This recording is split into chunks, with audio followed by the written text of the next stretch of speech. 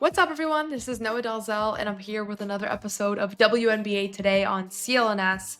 And once again, I sound like a broken record at this point, but once again, we have a great night of WNBA basketball.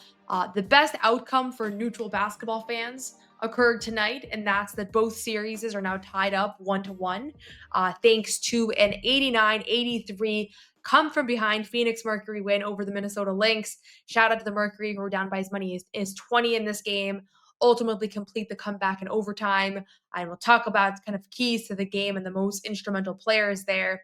And then on the other side, you have the Las Vegas Aces, who had a very disappointing game one just hours after Asia Wilson was named MVP for the fourth time in her career. The Aces look like a brand new team in this one. Their defensive activity was through the roof. Asia Wilson has a massive bounce back game, 25 points, 5 steals. Did not look like the Asia Wilson of game one that kind of struggled offensively. She had her rhythm again, was 10 of 18 from the field, and the Aces beat the Fever 90-68. This one was pretty much a blowout for most of the night, and really just kind of showed the Las Vegas team that I think many people picked to win the series. You saw flashes of that team in this series. So we'll talk a little bit about what the keys were to both of these game twos, but big picture, we now know we are guaranteed to have game fours in both Phoenix, Minnesota, and then also in Las Vegas, Indiana. So both teams now have home court advantage heading back home. So that's kind of the interesting thing here. Phoenix now has home court advantage. Indiana now has home court advantage. I'm still picking the higher seeded teams to win this series, but basketball is a surprising game. Anything could happen at this point. And certainly tonight's game showcased that. So for Phoenix, they were down by 20 in this game. And I think, I started to wonder at a certain point, they didn't look great, and they obviously struggled a bit in game one. Minnesota pulled away despite not having a perfect game on their own. And I started to wonder, is some of my confidence in this Phoenix team potentially more of a result in how poor, the New York Liberty were in round one, and especially on the heels of Sandy Brondello losing her job earlier on Tuesday. You start to wonder, this Liberty team really didn't show up in game three the way that you would expect the defending champion to. And so I gave a lot of credit for Phoenix for overthrowing the defending champs, a really deep, talented roster. But then I'm seeing the way they're performing in the first half of this game, and I started to wonder, hey, maybe this Mercury team just kind of can't hang with the Minnesota Lynx, who have been the best team in the WNBA all season long. And Alyssa Thomas gets off to a little bit of a slower start. Satu Sabally gets off to a little bit of a slower start. And I start to wonder, maybe they just don't have the manpower. They don't have the ability to kind of hang in there. Obviously, no longer feel that way because now we have a series that's tied 1-1 after the Mercury complete this comeback. And I went back and I rewatched this game, and I rewatched the second half because my favorite thing to do when a team blows a lead is to go back and rewatch the entire, kind of blowing of that lead, knowing what's going to happen. And then you kind of realize how many things have to go wrong for a comeback to actually be complete, and why it's so hard to come back from being down 20. Because if Nafisa Collier makes one more layup, or if Courtney Williams makes one more layup, like, they win this ball game. And that's just the nature of being up by 20 in the second half and blowing it. But that being said, I was kind of looking through the fourth quarter, and there was a couple big plays that I wrote down that just, these were like the instrumental game saving plays for the Phoenix Mercury. One was a Satu Sabali three with 7 minutes to play in the third quarter. Thought that was a big one. And then Sammy Whitcomb with 3 minutes to play. Sorry, she hits a three with 4 minutes to play. That cuts the deficit to three. So that's the first of her many clutch plays in this game. She steals the ball from Kayla McBride a minute later. And then, obviously, as we all know, if you watched even the highlights of this game, she hits the game tying 3-pointer with 3 seconds to play, which ultimately sends the game to overtime. And that last play, the storyline is going to be, why did Minnesota foul? They're down by 3. They have a foul to give. That's the textbook thing to do. From a basketball fan standpoint, I like when teams don't foul. I want to see game tying shots. I want to see games go to overtime. But that would have been the correct move. And I think Cheryl Reeve kind of expressed that post game as well. But the way that it went down, where Sammy Whitcomb first airballs the three. Alyssa Thomas gets the rebound, kicks it back out. Minnesota is now scrambling defensively. So it's not a normal situation where they're just playing a set defense. And I think off of these weird offensive rebounds where there's an air ball and everybody's kind of out of position, you're just scrambling at that point. So I don't put a ton of blame on the Minnesota Lynx players. I mean, yes, it would have been better to foul, especially because she was clearly gathering for a three-point shot at that point, and she is one of their primary three-point shooting threats and kind of one of the last people you want taking that shot, especially because she just hit one a couple minutes ago. But that's kind of what happened. So I'm not going to blame her too much, blame them too much. Just a great shot by her, a great offensive rebound by Alyssa Thomas, a great pass by Sato Sabali to kind of create that shot. So just a big shout out to that Phoenix Mercury team, not just for the entire comeback and staying resilient and playing hard defensively. They reach a level of engagement that we haven't really seen from them so far in the series. But on top of that, she stayed, Sammy Whitcomb stayed ready to go and hit a really, really clutch one. And she's known around the Phoenix Mercury facilities. They keep track of how many practice shots players are taking. She's always leading in that count. She is a high volume, hardworking shooter. And, she reaped the benefits of that in this game. And now Phoenix goes back to their home court with home court advantage, tied 1-1 against the Minnesota Lynx team that has been dominant all season. So they're in a really good place.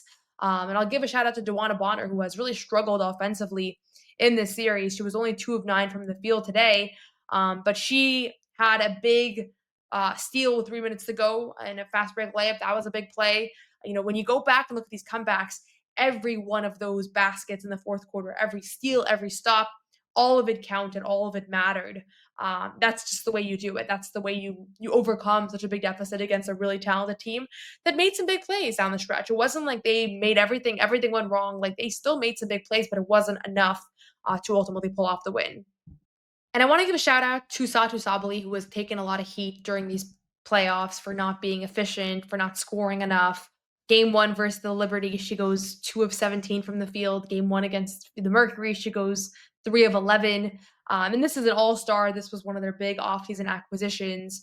And I think everybody has high expectations for her. But she said it in a mid-game interview, like, she'll get her baskets. She's not overly worried about that. She does a lot of other things. She has 9 rebounds in this game, played some really good defense. But ultimately, she did find a rhythm and finishes with a game-high 24 points. I think that was a game high, tied with Napisa Collier.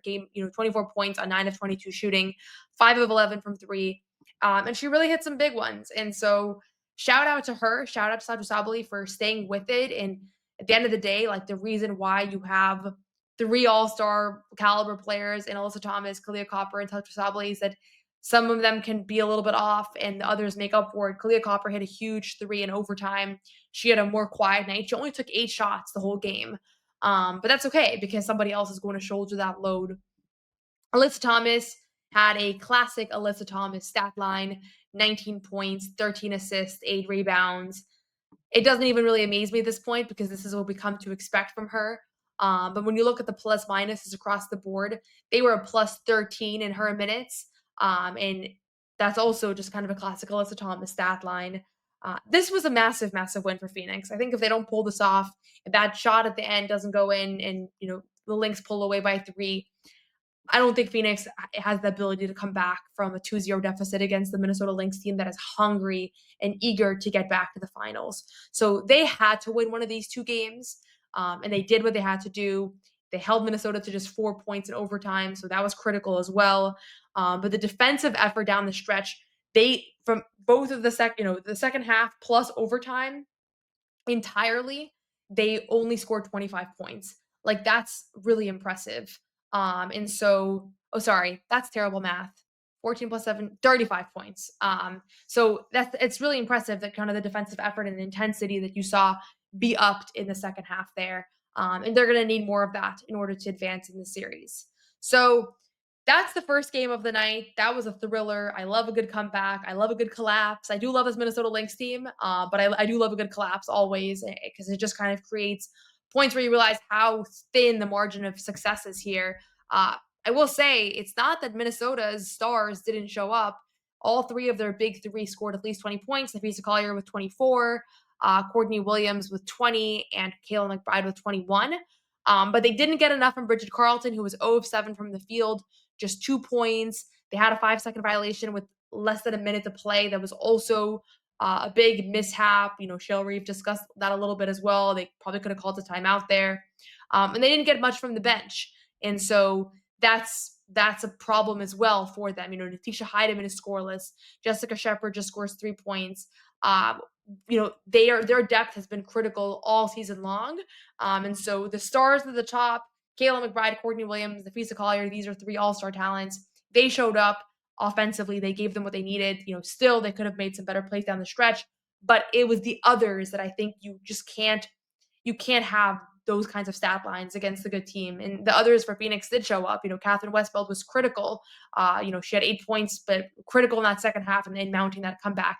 Obviously, I don't have to say it any more times, but Zambi Whitcomb was critical, massive in this game. So sometimes these games are a battle between the superstars, and that's what gets the headlines. And there was, Nafisa Collier and Alyssa Thomas were talking trash, and there were some great photos taken of that moment. And that's sometimes what these battles get distilled to.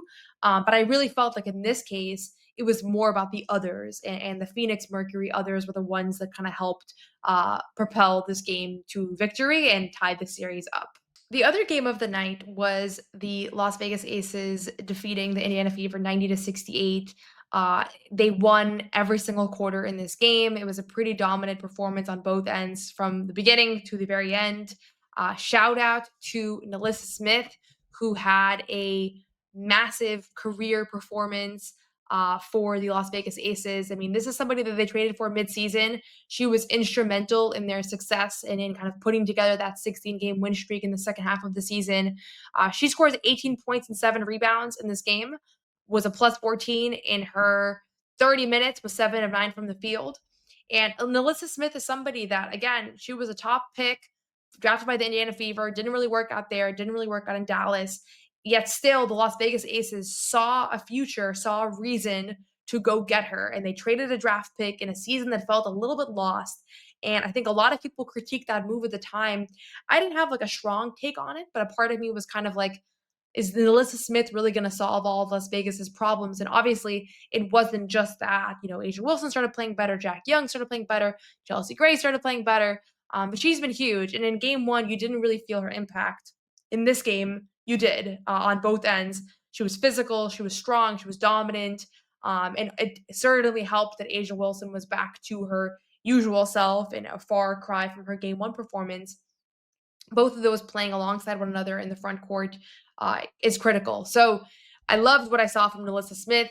Asia Wilson, who was kind of shut down by Aaliyah Boston in game one, and obviously she missed some easy shots that I think that were irrespective of the defense she probably would normally make.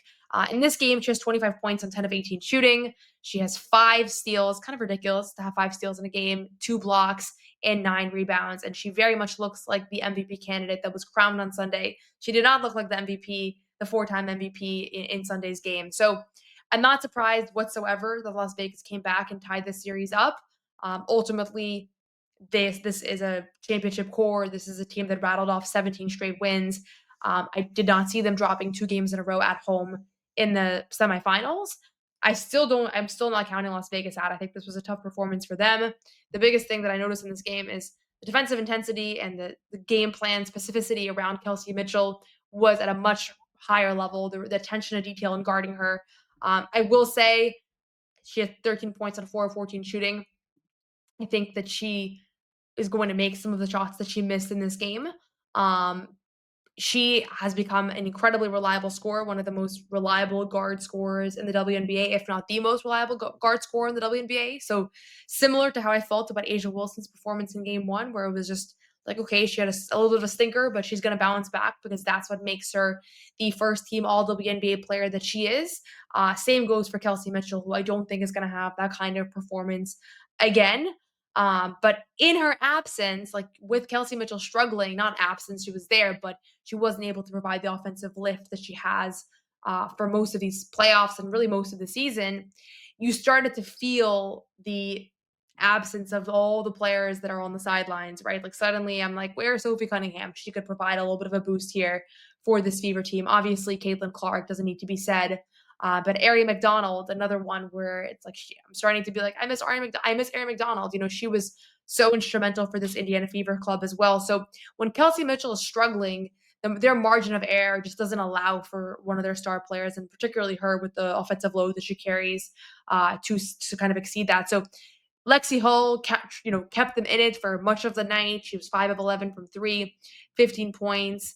Odyssey Sims, I continue to be so impressed by Odyssey Sims. She is going to be a fully rostered player in the WNBA next year. 18 points on 7 of 12 shooting, 7 assists. A couple times I thought that maybe they were going to mount a little bit of a comeback in that second half because she kept kind of with these crafty finishes driving to the basket, completely undeterred. She is a fearless player. But in a night like tonight, where Kelsey Mitchell doesn't have it going, and obviously you're already missing so many talented players, and some players on this roster like Lexi Hull, hell of a shooter, but is not necessarily somebody that's going to be a primary offensive option. You needed a little bit more from Aaliyah Boston, and you needed a little bit more from Natasha Howard, and they were severely outplayed by the Aces front court in this game. So Natasha Howard is just 3 of 6 from the field. She has 6 points. Leah Boston has 10 points, and again, I think Aaliyah Boston is the top of the list of players who are more than just scorers, more than what just shows up in the box score. But you also do need baskets. And in this game, 68 points is all they put up collectively. They got very little from the bench, just 1 field goal that Shea Petty hit on the bench. So it just was not enough for this Fever team to meet like a really well-oiled, angry Aces squad. And Chelsea Gray said it after the game on SportsCenter. We were angry after game 1. This is a team that's won 2 championships together. Asia Wilson, Jackie Young, and Chelsea Gray, that core under Becky Hammon. Becky Hammon was livid many times in this game when the Aces had defensive mishaps, livid at the officiating. I know there's going to be a lot of discussion on the officiating. Honestly, until I rewatch this game, I don't have too much of a take on the officiating. I will say the game has gotten very physical in the WNBA over the last couple of years. It kind of always has been, but you definitely notice it. You hear a lot about it. This was a very physical one. A lot of fouls being called, a lot of fouls that weren't called but could have been called. So I don't have like a strong take though on the officiating, but certainly understand where that discourse is coming from, both from the coaches are saying and what the fans are saying. But this was just a top to bottom. The Aces outplayed the Fever, and it just was a reminder of how much of the load Kelsey Mitchell kind of shoulders, because we've gotten accustomed to her going off for 25 points, going off for 30 points, and she wasn't able to do that in this point, and nobody else quite stepped up in her place. But I will give a big shout out to Odyssey Sims, because 7 of 12 shooting against that Aces defense when you were literally, I'll keep saying it, but out of the WNBA over a month ago, like it's really mind-boggling. It really is. So that's all for now. I did a segment earlier about the firing of Sandy Brondello, which is, I can't decide if it's stunning or not. Honestly, I've gone back and forth on this. On one hand, the writing did seem to be on the wall that this Liberty team was underperforming. On the other hand, she just won a championship a year ago, so that part's still pretty crazy. So you can go check out that episode on WNBA Today on CLNS. You can check out all of the press conferences that we're uploading. You can check out my previous podcast discussing my awards ballot, why I voted the way that I did, all of that. Go leave a comment, go subscribe, like, share this channel. We launched it exactly a week ago. Our goal is to get to 1,000 subscribers by the end of the postseason. This has been such a joy to be able to talk about the WNBA alongside my writing and alongside my podcasting as it relates to the Celtics. So thank you for watching. If there's things you want me to do videos on or you want me to discuss, leave it in the comments. I'm happy to address, even in short form, any topics that are of interest to you all. So we'll be back with some more coverage throughout these playoffs.